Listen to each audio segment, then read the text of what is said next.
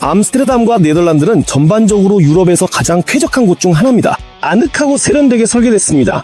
네덜란드인들이 자기 나라를 사랑하는 이유가 있습니다. 지구는 신이, 니덜란드는 사람이 만들어. 게다가 네덜란드는 유럽에서 가장 자유롭고 즐거운 나라입니다.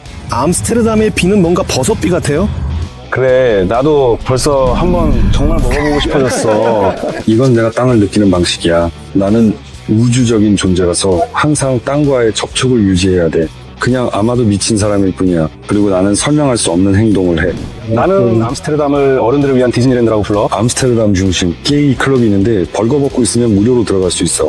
이 마법 같은 나라에서는 돈도 기적처럼 주머니에 들어온다. 그리고 돈이 어쩐지 저절로 들어와. 돈이 인생에 쉽게 들어온다. Как это литовец больше зарабатывает, чем донат? А я художник 50 да? 하지만 동시에 자유는 때때로 큰 문제를 불러오기도 한다. 예를 들어 암스테르담에는 점령된 주택이 엄청나게 많아서 집주인들이 집을 되찾지 못하고 있다. 네가 보는 이 건물들은 하나의 독립된 나라 같아. 여기엔 점유자들, 대개 아나키스트들이 살고 있기 때문이야. 스위스 인쇄소였어. 맞아. 그걸 점령해서 스코트로 바꿔버린 거지. 반면에 이런 점은 진짜 성에서 공짜로 살 수 있는 기회를 주기도 해. 안티크락. 이게 바로 그 이름이야. 안티크락 시스템. 나는 거의 10년째 여기서 살아. 네덜란드에서도 힘든 때가 있어. 특히 아침에는 도와주세요 사람들아. Ай! Ай!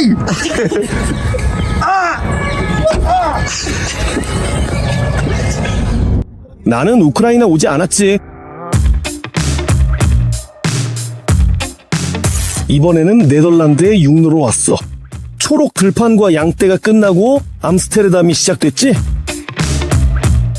그는 매우 멋지고 이상해요. 모든 게 깔끔하고 알록달록해. 심지어 새로 지은 비즈니스 센터나 유리로 된 고층 건물들도 지루하지 않게 보여. 마치 건축가가 약간 대마를 피운 것 같아.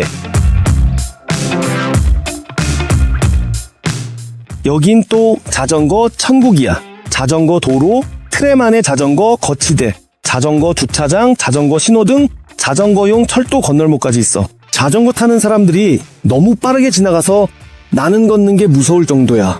익숙하지 않아서 나는 출입 금지된 곳을 걷곤 해.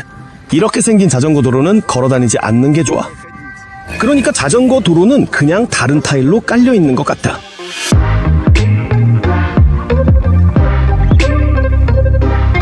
여기는 반고 미술관이야.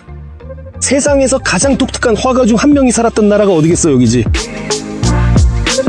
여전히 비뚤어진 건물들, 배 위에 바로 지어진 집들, 그리고 우스꽝스러워 보이지만 정말 편리한 작은 컬러 자동차들이 있어. 이 모든 것에 대해 나는 지난 암스테르담 에피소드에서 이야기했었어. 그 영상도 꼭 한번 봐줘. 갑자기 비가 내리기 시작하더니 또 갑자기 그쳤어. 암스테르담의 비는 뭔가 버섯비 같아. 암스테르담 사람들은 버섯만 좋아하는 게 아니야. 여기 버스 안에서 한 여자애가 심하게 멀미를 하고 있어. 아마도 클럽에서 오는 길인 것 같아. 곳곳에 커피숍이 있어. 알고 보니 거기서는 커피를 파는 게 아니더라고. 여기는 마이크 타이슨 커피숍이야. 작년에 마이크 타이슨이 직접 왔었어. 여기선 마이크 타이슨 비 모양 초콜릿을 파는데 맛있고 귀엽고 깜찍한 포장에 들어있어. 그 안엔 약간의 마리화나도 들어있어. 진짜로 기분이 확 올라오고 제일 재밌는 건 그 초콜릿기가 한 입 베어먹힌 모양이란 거야. 그 사람도 또 유명한 마리화나 애호가잖아. 지금은 수십 개 나라에서 마리화나가 합법이고 독일도 그래. 하지만 네덜란드는 항상 세계에서 가장 먼저 모든 걸 허용하려고 해. 여기서는 늘 대담한 퍼레이드와 오픈에어 행사가 열리고 다냐도 그런 행사에 자주 간대. 이건 다냐가 직접 찍은 영상이야. 암스테르담을 어떤 방탕한 도시라고 부를 수 있을까? 나는 암스테르담을 어른들을 위한 디즈니랜드라고 불러.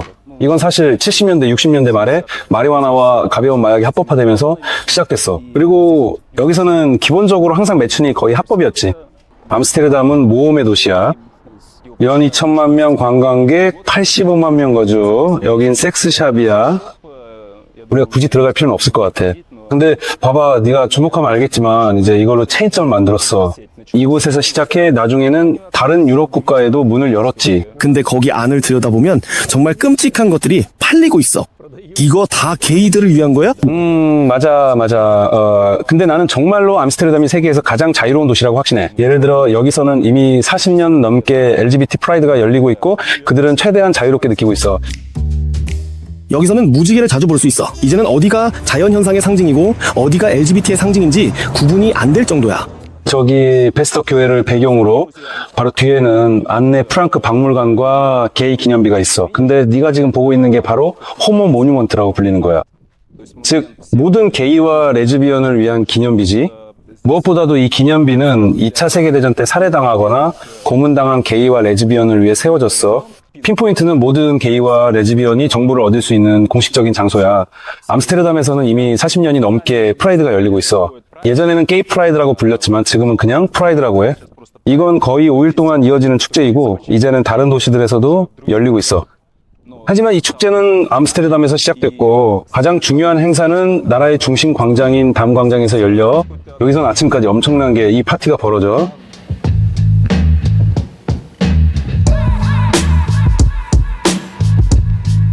라술랏과 마약에 대한 정보를 어떻게든 소화하려고 나는 조용한 곳, 즉 커피숍이 아니라 평범한 카페에 가서 자연을 바라보고 싶어졌다. 공원으로 들어가니 여기에는 호수와 자전거 타는 사람들, 그리고 기묘한 조각상들이 있었다. 이 지역은 요르단이라고 불린다. 그리고 지금은 이곳이 기본적으로 가장 고급스러운 지역 중 하나로 여겨진다. 하지만 대략 100년 전만 해도 이곳은 실업률과 빈곤율이 높은 열악한 동네였다. 지금은 사실상 암스테르담 전체가 그렇듯이 이곳도 매우 비싸고 고급스러운 지역이 되었다. 그 이유는 네덜란드에서 주택 위기가 아마 30년째 끝나지 않고 있기 때문이다. 예를 들어 브렉시트, 즉 영국이 유럽연합을 탈퇴한 이후로 런던에서 일하던 수백 개의 회사들이 이곳으로 많이 이주해 왔다. 이 모든 사람들이 암스테르담의 임대료 수준을 끌어올렸다. 제가 보기엔 암스테르담은 아마도 유럽에서 가장 비싼 도시 중 하나일 것이다. 특히 임대료 측면에서 그렇다. 여러 가지 이유가 있겠지만 저는 이게 다소 인위적으로 만들어진 주택 부족, 즉 신축 주택의 부족이라고 생각한다. 매우 어렵고 긴 등반이 필요하기 때문이다.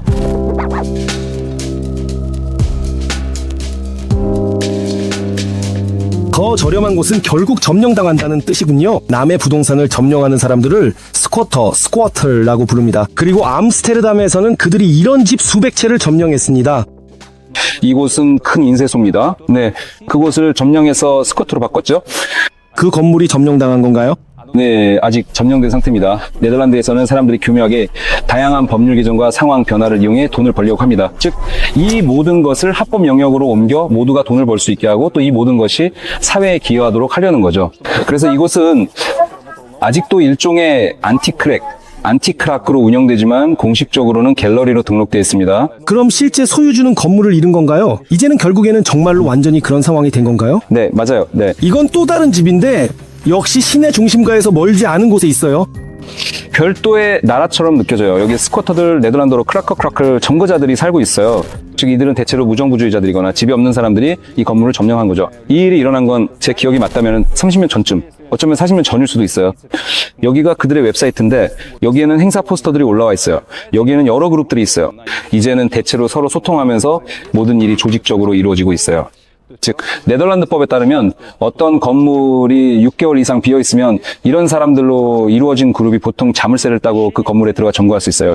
그리고 이 사람들을 내쫓으려면 시간이 걸릴 수 있는데 이건 법원을 통해 진행돼요. 집이 없는 사람이나 무정부주의자, 불법 체류자, 반파시스트라도 그가 노숙자라면 마음대로 집에서 쫓아낼 수 없어요. 그리고 이게 몇 년씩 걸릴 때도 있어요. 그들은 팔레스타인을 지지해요. 그들은 1층 전체를 콘서트장으로 개조했어요. 거기에는 사실상 제대로 된 공연장이 있어요. 웹사이트에는 그들이 제공할 수 있는 장비 목록도 있어요. 하지만 암스테르담에서 차를 1유로, 맥주를 1.5유로에 살 수 있는 유일한 곳이에요. 거기는 사람들이 살고 있어요. 이 모든 창문마다 사람이 살고 있는데 완전히 우연히 모인 사람들이지만 자기 인생과 사회 구조에 대해 이런 시각을 가진 사람들이라 남의 건물을 점거한 거예요. 이제는 이런 게 하나의 전통이 돼서 모두가 이걸 당연하게 받아들여요. 이건 그들이 주택, 즉 집이나 아파트 문제를 해결하는 방법이에요. 왜냐하면 주택이 엄청나게 부족하고 임대나 매매 가격이 매우 비싸거든요. 그럼 제가 여기서 집을 구하고 싶으면 그 사람들에게 연락할 수 있나요? 물론이죠. 그들과 대화해볼 수 있어요. 당신은 자신의 이야기를 들려줘야 해요. 그들이 당신이 함께 살 수 있는 사람이고 이게 정말 필요하다는 걸 믿어야 해요. 공짜로 살고 싶어하는 사람들이 많아요. 그들은 아무것도 내지 않으니까요.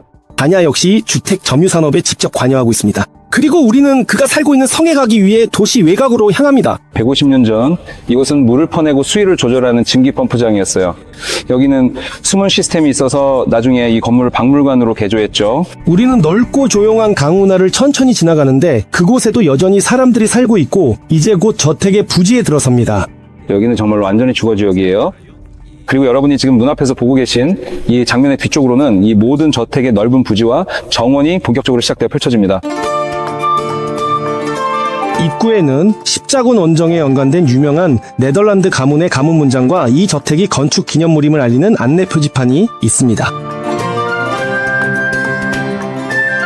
우리는 지금 구글에서 공식적으로 헤임스테드 성이라고 불리는 곳에 와 있습니다.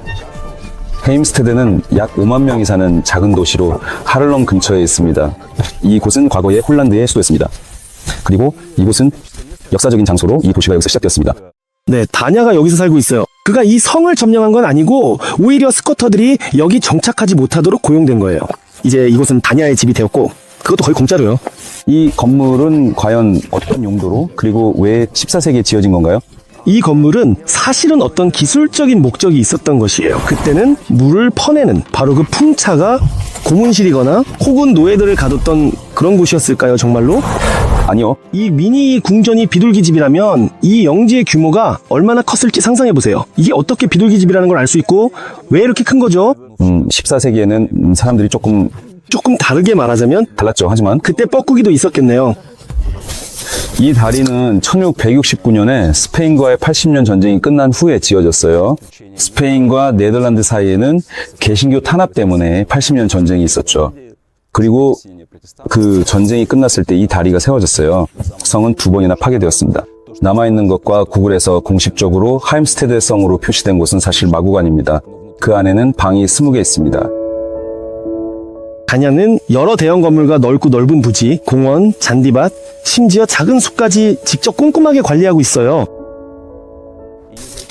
그리고 저 나무들 뒤에는 약 10개의 주거용 컨테이너가 있는데 그곳에는 하르키우 한 구역에서 온 그분들 거기서 살아? 그분들 저 나무 뒤에 살고 있어요. 그럼 이 모든 식물 관리는 누가 하나요? 시청, 아니 국가기관에서 관리해요. 이런 호화로움은 노예 무역에 연루된 사람이 소유했던 거죠. 그리고 이제 우리는 본관 입구에 도착했습니다. 이것이 바로 아드리안 데 파우라는 사람의 흉상입니다. 17세기에는 그가 암스테르담에서 검사로 일했어요. 17세기는 네덜란드의 황금기였고 말하자면 그들의 권력이 정점에 달했던 시기였습니다. 네덜란드는 주로 식민지 영향력과 해군 상선 함대면에서 영국과 경쟁했죠. 사실 네덜란드인들이 노예 무역을 처음 고안해냈습니다. 이것은 그들의 역사에서 매우 논란이 많은 한 페이지입니다. 그는 이 모든 일 연루되어 있었어요. 이 모든 장소는 헤임스테드 시를 통해 국가 소유야. 그리고 약 30년 동안 이곳을 임대했던 회사가 있었는데 주로 결혼식, 기업 행사, 다양한 종류의 이벤트를 열었지만 무엇보다 결혼식이 가장 많았어. 사실 이곳은 이 지역에서 결혼식 장소로 가장 인기 있는 곳이었지. 지난 여름 우리가 지금 걷는 이 자리에서 오케스트라 전체가 연주했었어.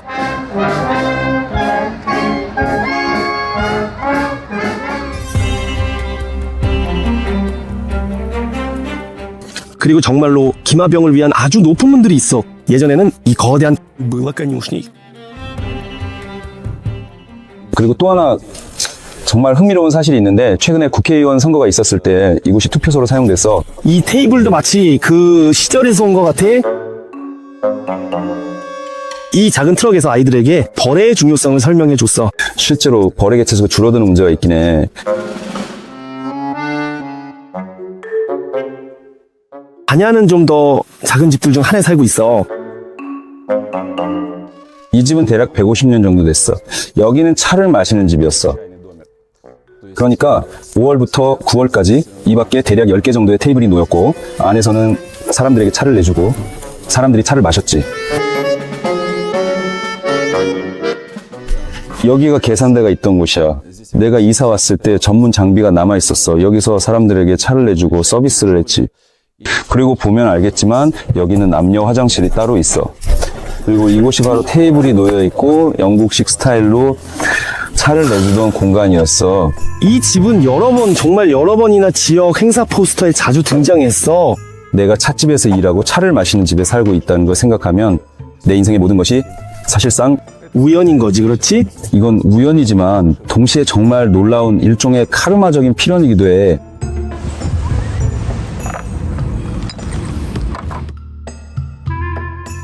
분위기는 귀족적이면서도 어딘가 신비로워.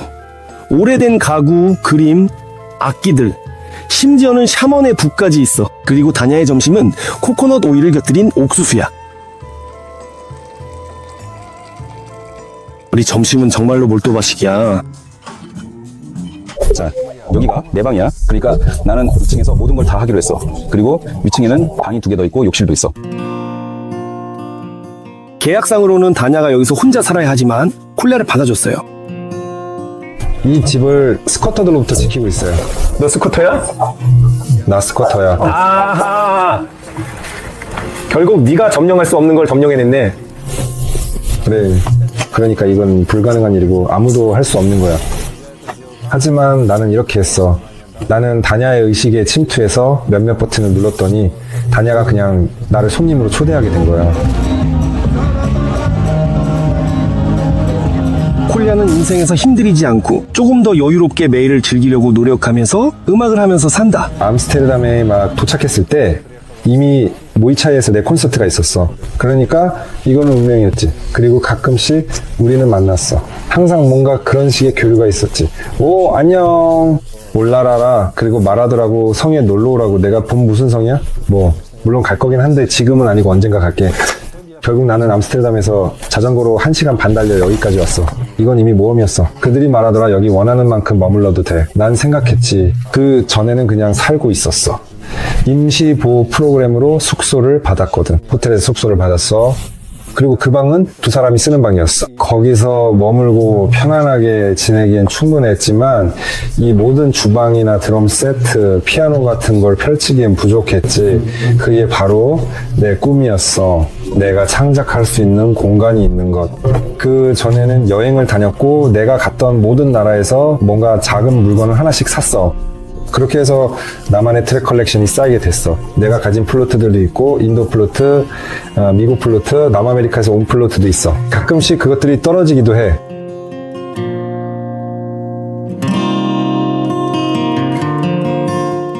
안에 들어가면 정말 아늑해. 게다가 드럼 들어갈 수 있었어. 콜리아는 라프티 전통 신발을 신어 시베리아에서 온 아냐가 왔어.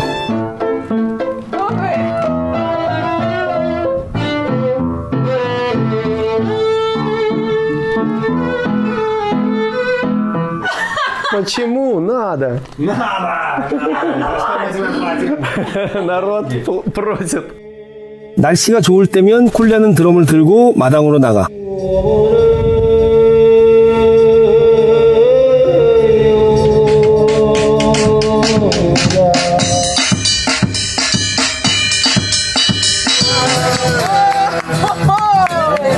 여름에는 아냐와 함께 모닥불 옆에서 노래를 불러.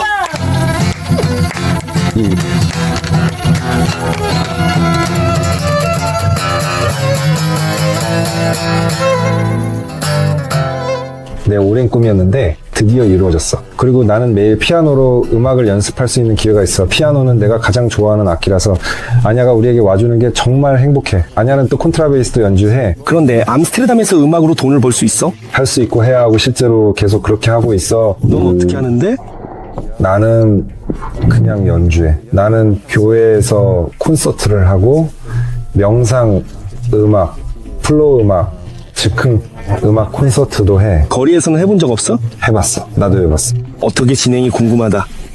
거리에서 연주하는 건 내게는 무엇보다도 지나가는 사람들과 소통하고 그들과 진심으로 마음을 열고 서로를 이해할 수 있는 정말로 특별하고 소중한 기회야. 그리고 그런 초대하는 요소가 있기 때문에 그들도 마음을 열게 돼. 그 안에는 정말 많은 아름다움이 있어. 나는 행드럼을 연주하는데 예를 들어 여기 어디쯤 심지어 하를렘 근처에서도 앉아서 연주할 수 있어. 내가 행드럼을 연주하면 사람들은 그들에게는 정말 신기한 일이야. 이게 무슨 우주 접시냐고도 해. 그들은 이런 악기를 한 번도 본 적 들어본 적 없어. 이 나라가 꽤 발전했음에도 말이야. 이제는 알 법도 한데 특히 나이 많은 네덜란드인들에게 그렇게 돈을 벌 수도 있어? 돈을 번다고? 네덜란드 행인들은 얼마나 후한 편이야? 물론 어디서 연주하느냐에 따라 조금 달라. 날씨 달려있지? 플레이할 곳. 맞아. 특히 나는 어디서 연주를 시작할 수 있을지 그 장소의 분위기를 느낄 수 있어. 나는 그냥 케이스만 놓아도 어디에도 아무것도 적어두지 않아. 사람들이 돈을 던져주는데 예를 들어 암스테르담에서 처음 며칠 동안은 30분에 60유로 정도 받았어. 그래서 나는 곰곰이 생각해봤지. 이건 정말로 일반적으로 대부분의 사람들이 한 시간에 버는 것보다 많구나. 나는 이걸 계속하면 거리 음악 덕분에 금방 백만장자가 될 거라고 생각했어. 그래서 그 방향으로 가고 있는 거야? 나는 하고 싶을 때만 그 방향으로 움직여. 하지만 지금은 날씨가 추워져서 그 열정이 조금 식은 것 같아. 요즘은 집에서 하는 일에 더 몰두하고 있고 돈은 자연스럽게 들어오는 것 같아. 돈을 쫓아다니거나 찾아다닐 필요가 없어. 돈이 내 삶에 쉽게 들어와. 콜리아는 항상 맨발로 거리를 다닌다. 그게 정말로 이렇게 내 철학이야, 진짜? 나는 그렇게 땅을 느끼는 거야. 나는 마치 우주적인 존재라서 항상 땅과의 접촉을 유지해야 해. 나는 빛의 존재이고 순수한 현존이야. 그리고 이 행성, 이곳에서 균형을 이루고 아무것도 놓치지 않고 어딘가에 부딪히지 않으려면 항상 내 육체에 특별한 주의를 기울여야 해. 내 피부는 조금 더 예민한 편이야. 왜냐하면은 이런 것들 때문에 가시에 밟히면 바로 하고 바로 깨어나 즉시 그 순간으로 돌아오지. 그러니까 이건 어떤 신비주의에 관한 게 아니라 항상 이곳에 머물며 오직 여기서만 느낄 수 있는 삶을 느끼는 것에 관한 거야. 저기 그 가시철사는 혹시 뭐예요? 어떤 설치물인가요? 해변에서 발견했어. 그냥 지나칠 수가 없어서 여기로 가져왔지. 가끔은 그냥 뭔가를 하게 돼. 나 자신에게도 설명할 수 없어. 나는 그냥 아마도 미친 사람일 거야. 설명할 수 없는 일들을 하거든. 진짜로 가시철사를 집에 가져왔네. 콜리아는 평범한 사람이 아니야. 그리고 오늘도 그에게는 또 다른 특별한 날이야. 왜냐면 암스테르담에 트렁크에 타고 갈 거거든. 난 다 괜찮아. 트렁크 안에도 쇼가 있어.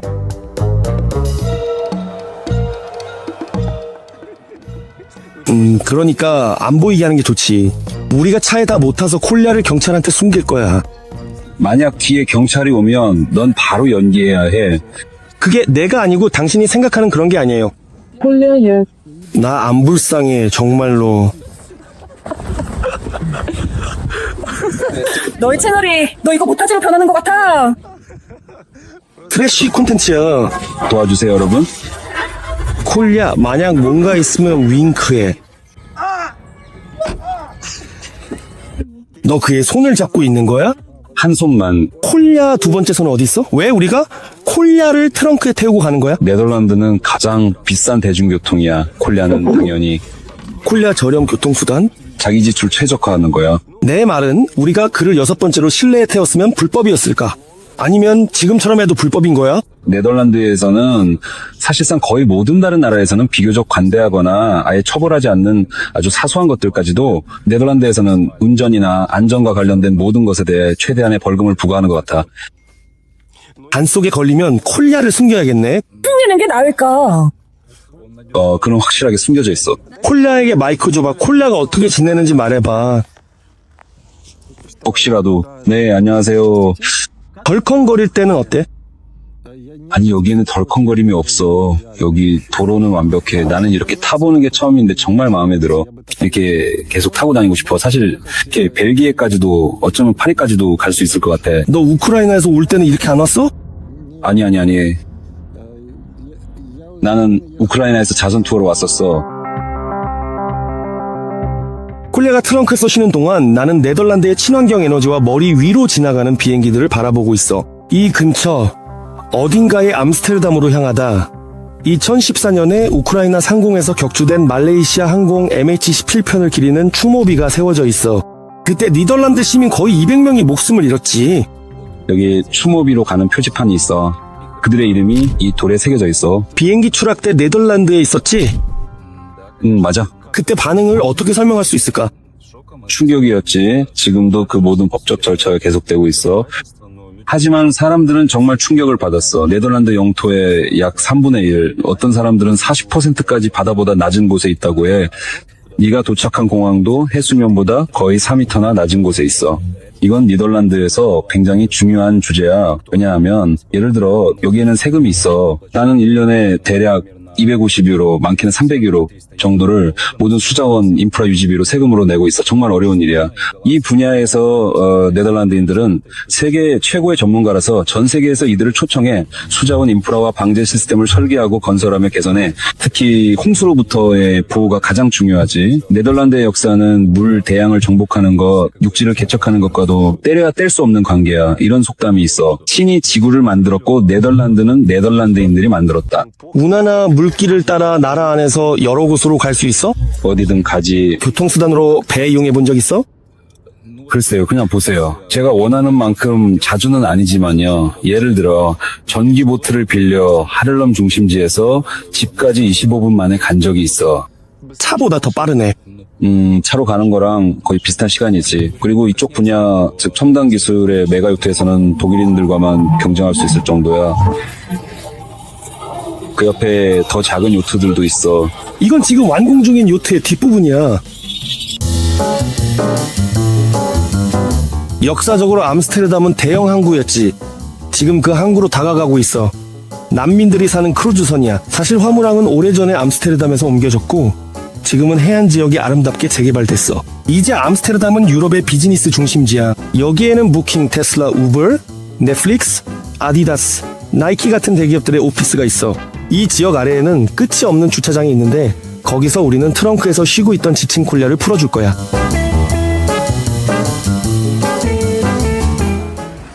콜랴 숨 쉬어. 오, 세상에.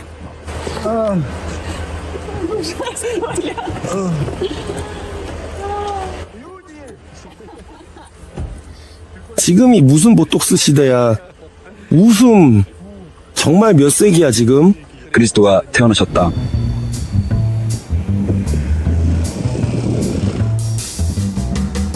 지금 우리가 프린세느라우트에 도착했어. 여기는 인스타그램에서 사진이 가장 많이 찍히는 장소 중 하나야. 사람들 몰려. 이건 그냥 여기가 바로 안네 프랑크 사진 박물관이야. 이곳은 암스테르담에서 가장 많이 방문하는 박물관 중 하나야. 이곳은 안네 프랑크의 역사를 다루는 세계적으로 유명한 박물관이야. 그리고 이 줄은 미리 예약하고 티켓을 산 사람들이 서 있는 줄이야. 정말로 거의 인도에서 진짜 밤을 새울 기세네. 여기는 보트가 정차하는 곳이란다. 나는 모두에게 이런 오픈 보트를 추천해. 날씨가 좋을 때 타면 훨씬 더 많은 감동을 받을 수 있어. 우리가 지난번에 보트를 타고 암스테르담 전체를 돌며 바로 홍등가에 정박했을 때 정말 많은 감동을 받았지. 아직 못 봤다면 3개의 X가 있는 도시 암스테르담에 대한 내 대형 영상을 꼭 봐봐.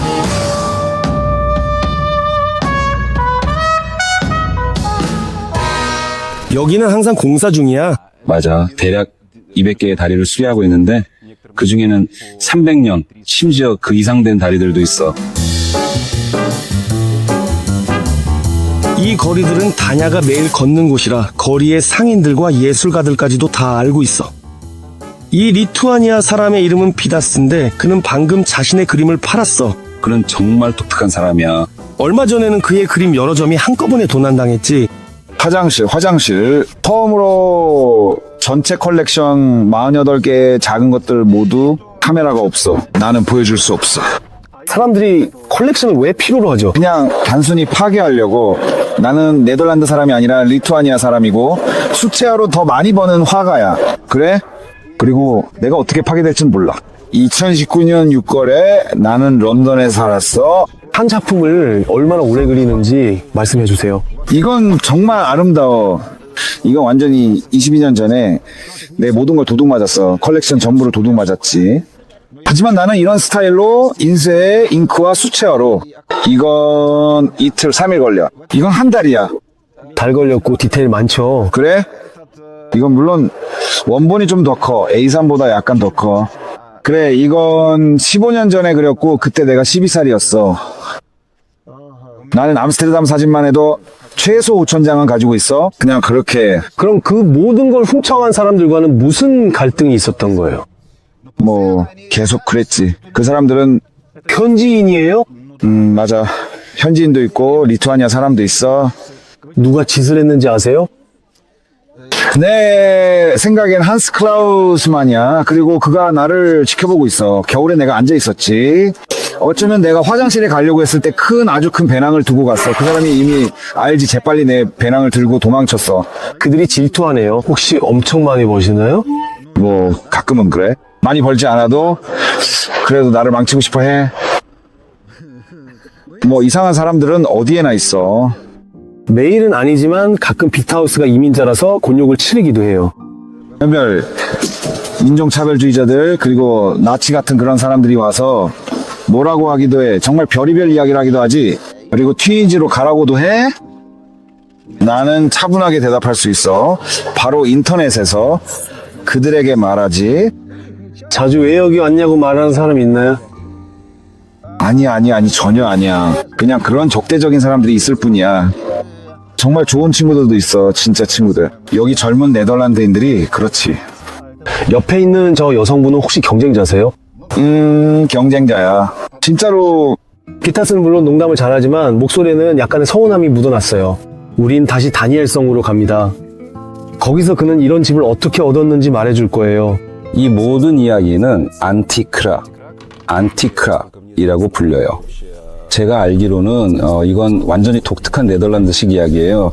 여기서 이런 현상이 60년대 말쯤에 생겨났고 특히 70년대에는 주택 위기가 있었죠. 사실 그 이후로 상황은 더 악화됐고 집이 없는 사람들, 아나키스트들 그리고 그런 성향을 가진 사람들이 빈 건물들을 점거하기 시작했어요. 그러니까 이 성도 그런 크래커 점거자들이 점령할 수도 있었던 건가요? 제가 여기 있는 목적, 그러니까 이건 공식적인 주택 임대 형태예요. 저는 임대 계약서를 가지고 있어요. 그리고 제가 여기 있는 본질적인 이유는 이 구역을 관리하면서 외부인이 들어오지 못하게 하고 어떤 식으로든 손해를 끼치거나 무언가 문제가 생기지 않도록 지키는 거예요. 그럼 크래커들이 여기 나타나면 네가 직접 막아야 해? 아니면 어떻게 해야 해? 사람들이 여기 살고 있다는 걸 그들도 아니까 사실상 이걸 점령하려는 동기가 거의 없다고 볼 수 있어요. 그럼 그 사람들은 그렇게 안 해? 네. 크래커들은 뭐든지 점령할 수 있잖아. 여기는 완전히 다른 공간, 다른 장소예요. 병원일 수도, 감옥일 수도, 어린이 피오네르 캠프일 수도 있어요. 운영하지 않는 곳이야? 그러니까 이건 사람이 사는 공간인데 그냥 비어있는 곳에 그걸 관리하는 사람들을 들여보내는 거예요. 제 계약서에도 조항이 있는데 어떤 공간의 열쇠를 받은 후 24시간 이내에 그곳에는 침대, 책상, 최소한의 옷가지와 기타 필요한 것들이 있어야 해요. 정말 빨리 입주해야 돼. 그럼 예를 들어 휴가를 갈 수도 있어? 잘 모르겠네. 그럼 집이 아예 비어 있을 수도 있어? 만약 2주 이상 비워야 한다면 그 에이전시에 미리 알려야 해. 이렇게 해서 나는 거의 10년째 이렇게 살고 있어. 그리고 20년 동안 4번, 그러니까 4번 집을 옮겼어. 그리고 그 4번 모두 안티크랙을 통해서였어? 그러니까 같은 에이전시를 통해서 여기는 고정 비용이 대략 250유로 정도이고 여기에 공과금전기, 가스, 전기세가 추가돼. 그리고 이건 집의 상태나 그러니까 이 집이 어떤 상태인지와는 상관없이 정해진 거야. 대략 250유로로 거의 고정되어 있는데 물론 암스테르담의 임대료나 전반적인 주거 문제를 생각하면 이건 정말 말도 안 되는 가격이지. 그러니까 이런 돈으로는 이건 정말 싸네. 혹시 다른 사람이랑 같이 살 수도 있어? 그래? 아니면 이걸 넘길 수 있어? 아니야. 공식적으로는 내가 여기 있어야 하고 이미 말했듯이 혼자 살아야 해.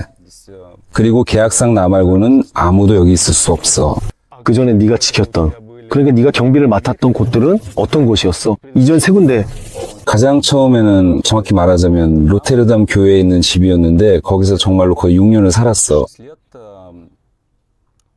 그 다음에는 암스테르담의 주거지역에 있는 아파트였고 그 후에는 암스테르담 교회에 호수가 내려다 보이는 환상적인 전망을 가진 단독주택이었어. 사실상 그건 호수가에 있는 빌라였어. 그래, 좋아.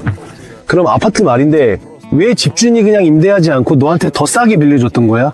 그게 어떻게 된 거야? 그 아파트가 암스테르담 중심에 있다면 말이야. 그게 거기에는 사연이 있는데 그 지역 전체가 리노베이션 대상이었어. 그 기간 동안 일부 집들은 리노베이션 중이었고 일부는 임대됐어. 안티크랙처럼 아무나 들어와 점거하지 못하게 하려고. 그 시기에 오쿠파들이 들어올 수도 있었겠네. 끝이지. 리노베이션 전체가 망가질 수도 있었어. 멋지게 들리긴 하지만 다냐는 항상 집에서 나가야 할 준비가 되어 있어야 해. 나는 이제 이것을 일종의 영적 수련처럼 받아들이고 있다고 말할 수 있어. 한 달 안에 그들이 통보를 보낼 수도 있고 꼭 그래야 하는 건 아니지만 다음 거주지를 제공해 줄 수도 있거든. 그러니까 완전히 알 수 없는 상황이야. 너는 그 불확실성을 받아들이면서 살고 그냥 그걸 인생의 한 부분으로 받아들이는 거지. 이 상황이 몇 달 아니면 몇 년 더 계속될 수도 있고 아무런 보장도 없어. 너가 크래커가 돼서 그 성을 점령할 수는 없는 거야. 그러면 그동안 나에게 다음 거주지를 제공해줬던 사람들과 쌓아온 모든 관계가 당연히 그렇게 하면 안 되지? 너도 이렇게 안티크랙 에이전시를 통해 집을 구하는 지인이 많아? 몇 명이 있긴 해. 그리고 사실 이런 시스템으로 살고 싶어하는 사람들도 있고 아무나 에이전시에서 받아주는 건 아니지. 추천이 필요해. 즉 이미 이 시스템으로 살고 있는 사람이 너를 보증해줘야 해. 그 사람이 너에게 추천서를 써줘야 해. 그래야 대기자 명단에 이름을 올릴 수 있어. 또 한 가지는 최대한 빨리 결정해야 한다는 거야. 사실상 몇 시간 길어도 하루 안에 말이지. 기회 오면 빨리 결정해. 남이 가져가. 그렇지? 소셜미디어에는 크래커들이 서로 행동을 조율하는 채널도 있어. 재작년에는 러시아 올리가르히의 빌라가 점거된 적도 있었어. 그 빌라를 점거했는데 내가 직접 가봤어. 암스테르담에서 가장 비싼 거리 중 한 곳이었지. 거기 가보면 정말 다양한 사람들이 20명, 많게는 30명 정도 살고 있어. 그들은 아나키스트나 반파시스트 구호를 정말 좋아해. 보통 그런 건물을 점거하면 곧바로 이런저런 선언문이 적힌 커다란 천을 걸어놓지. 그리고 아직도 거기서 예를 들어서 아직도 안 나갔어? 아니 그 재판이 1년 넘게 계속됐어. 그 사람은 원래 제재 대상이었고 나중에 볼로샤 제재가 해제돼 결국 법원이 그들을 퇴거시켰지. 하지만 그게 1년 넘게 걸렸어. Как это больно, в висок иголка. Если ты пропустил, это я на операции по пересадке волос в Турции. Вот так тяжело даются некоторые выпуски. Получилось страшно, истерически смешно, но на выходе красиво. Посмотри этот ролик, если еще не видел. Ссылку оставлю внизу в описании. И там же контакты клиники, куда лучше задавать вопросы о самой операции. Что-то я устал. Пора менять работу.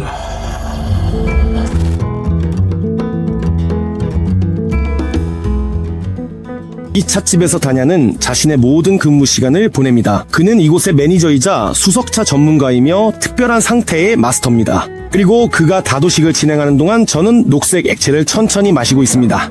이제는 커피에서 말차로 넘어갈 때가 됐죠? 방금 다도식을 진행했잖아. 거기서 무슨 일이 있었어? 다도식, 우리가 공부차라고 부르는 것은 중국 차 문화와의 첫 만남, 첫 접촉이라고 할 수 있습니다. 이것이 바로 우리가 여기서 하는 일입니다. 우리는 모든 것을 수천 년의 역사를 가진 중국 전통에 기반해서 하고 있습니다. 이곳은 네덜란드, 즉 홀란드에서 최초의 진정한 차클럽이며 유럽에서도 매우 드문 곳 중 하나입니다. 지나가는 사람들이 가끔 슬쩍 들여다보는 게 보이는 것 같아. 그들은 이게 뭔지 궁금해해. 우리 입구는 아주 작고 눈에 잘 띄지 않지만 가장 흥미로운 건 모두 안에 있어. 여기 네가 보다시피 우리는 티바가 있고 커피 머신도 보이지만 우리는 그걸 커피용으로는 한 번도 사용한 적이 없어. 즉 우리는 차를 아주 곱게 분쇄해서 커피 대신 사용하고 차 추출물을 얻은 다음 체리 주스, 라벤더 추출물, 바닐라와 히비스커스 추출물과 섞어요. 우리는 차 칵테일을 만듭니다. 여기서 사람들이 명상과 요가 세션도 진행해요. 모든 것이 아시아 스타일로 꾸며져 있어요. 우리 집안에 중국인이 있었어요. 할아버지가 중국인이에요. 저는 4분의 1 중국인이죠. 엄마는 절반이 중국인이에요. 엄마와 이모는 노보시비르스크에서 오랫동안 최초의 차 세트가 이렇게 비쌀 줄은 몰랐어요. 400유로나 하네요. 이런 찻잔 하나에 예술가가 며칠 동안 대략 5날 정도 작업해요. 이건 전부 수작업이에요. 미세한 붓으로 섬세하게 작업하죠. 제일 비싼가요? 아니에요. 그럼 400유로짜리 물건을 자주 사가는 사람 있나요? 자주 있는 건 아니지만 예전보단 더 자주 팔려요. 저희가 3, 4년째 운영 중이거든요. 이런 것에 접하게 되고 흥미를 느끼는 사람들은 점점 더 깊이 빠져들게 돼요. 차는 보통 80, 많아야 12g 정도 넣어요. 하지만 대개는 5, 7g 정도가 적당하죠. 혼자 마신다면 5g이면 충분해요. 여기에 차를 넣는 거예요. 이렇게요. 아랫부분을 돌려서 잠그고 여기에 끓는 물을 부어요.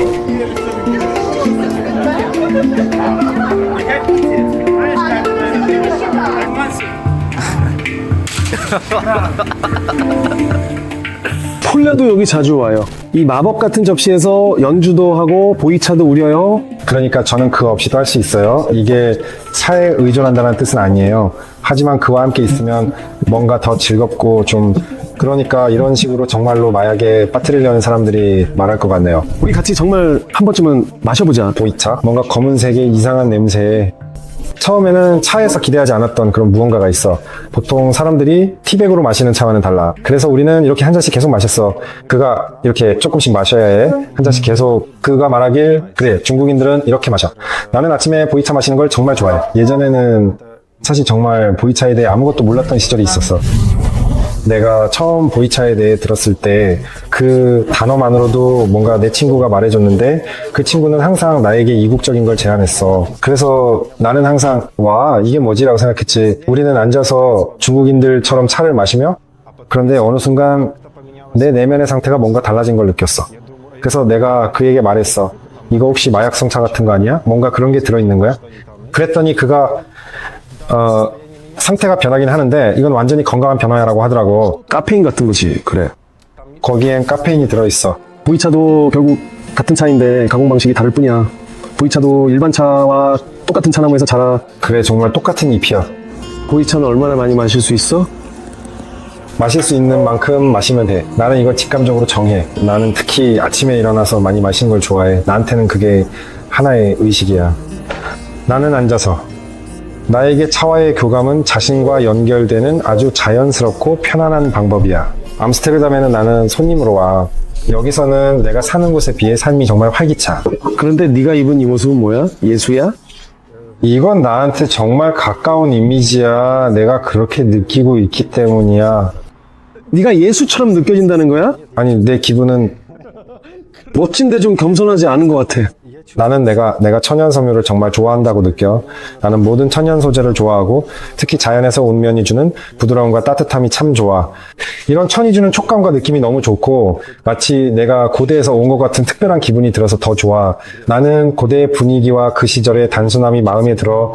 그리고 그 시대로 돌아가서 그때의 삶을 다시 한번 느끼고 싶어. 왜냐면 요즘은 모든 게 너무 빠르게 앞으로만 나가는 것 같으니까. 나는 정말 모두가 가는 그 방향으로는 진심으로 가고 싶지 않아. 나는 그것이 시작된 바로 그곳으로 천천히 가고 싶어. 그리고 그곳에서 나는 가능성을 보고 살아있는 무언가, 진짜 무언가를 봐. 그걸 지키고 싶어. 여기서 네 역할은 뭐야? 여기서 나는 말하자면 이곳의 친구야. 아 그래? 멋지다. 그리고 나는 여기 오는 걸 좋아해. 어쩌다 보니 내가 여기 있게 될 말이지. 나는 네가 그냥 와서 이곳을 이렇게 만든 줄 알았어. 암스테르담에는 이상한 사람들이 많아. 난 모르겠어. 이상한 사람들이란 자유롭고 자기 자신을 드러내는 사람들이지. 맞아? 우리나라에선 사람이 이상하다고 여겨지잖아. 그렇지? 그래 맞아. 만약 네가 우리 도시 중 한 곳을 이렇게 지나가면 사람들은 내가 만약 도발적으로 옷을 입거나 사람들이 익숙하게 보는 방식과 다르게 입어도 나는 전혀 조금도 비난을 느끼지 않을 거야. 암스테르담에서는 그런 효과가 없어. 왜냐면 암스테르담 사람들은 이미 너무 많은 걸 봐서 웬만해서 놀라지 않거든. 이 암스테르담 한가운데에는 게 이 클럽이 있는데 거기는 네가 드래그를 하고 오면 입장이 무료야. 그리고 그 안에서 무슨 일이 벌어지는지는 나는 진심으로 상상조차 하고 싶지 않아. 뭐 굳이 말하지 않아도 돼. 대충은 상상했어. 또한 나는 이끼가 낀 암스테르담의 운하와 변형된 자동차들도 상상할 수밖에 없어. 새로운 에피소드를 놓치지 않으려면 구독하세요. 안녕.